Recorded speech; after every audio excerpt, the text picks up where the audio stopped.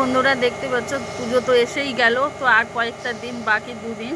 তো আমি দুর্গাপূজায় কী কী কেনাকাটা করেছি তোমাদেরকে সেগুলো শেয়ার করছি। এখানে যা আছে সব কিছু কিনেছি। এটা আমার ছেলের একটা জামা নিয়েছি, এটা কোট ওপরে। তো এটা প্যান্ট, এটা দাদার প্যান্ট, বালিশের কাভার আছে। এই যে আমি একটা শাড়ি নিয়েছি হালকা বেগুনি কালারের। তো বন্ধুরা দেখো, দেখে বলুন তো কেমন হয়েছে। একটা ব্লাউজ মেশো থেকে নিয়েছি। ছেলের জুতো, ওর জুতো ছিল না, তো অনেক দিন ধরে নেবো বলে নেওয়া হয়নি। এই যে একটা সেট দেখতে পাচ্ছ।